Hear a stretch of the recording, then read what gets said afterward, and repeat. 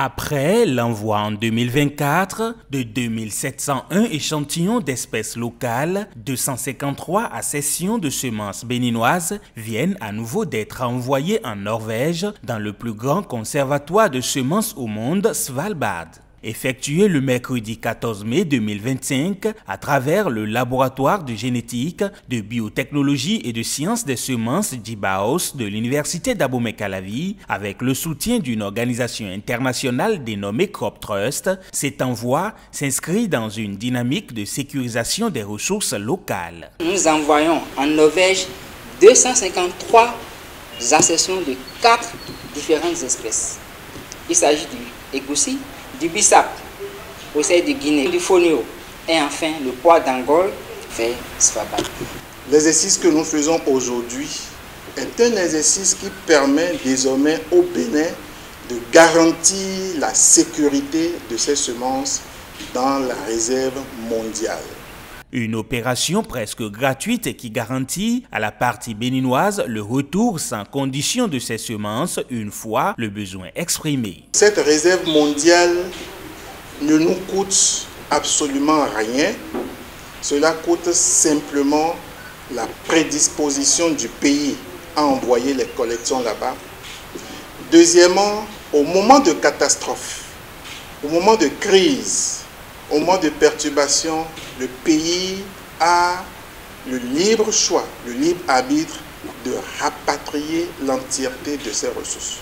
Malgré ces garanties, des réflexions sont en cours pour parvenir à une autonomie nationale en matière de conservation des ressources phytogénétiques.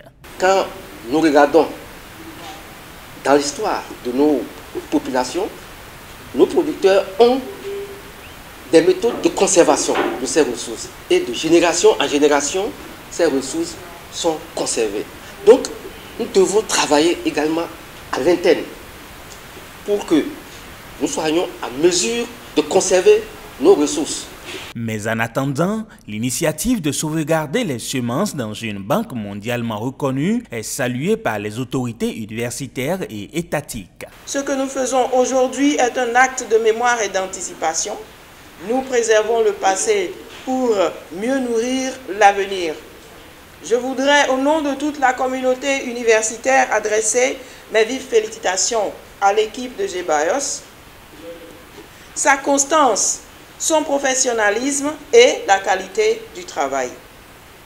Je remercie également la Faculté des sciences agronomiques pour son engagement académique rigoureux et l'ensemble des partenaires techniques et financiers qui rendent ces résultats possibles. Cette initiative vient renforcer les efforts de protection et de conservation des ressources phytogénétiques entrepris par le gouvernement béninois à travers le laboratoire de génétique, biotechnologie et sciences des semences JBAOS et la banque de gènes Calavi Gènes de l'université d'Abomey-Calavi.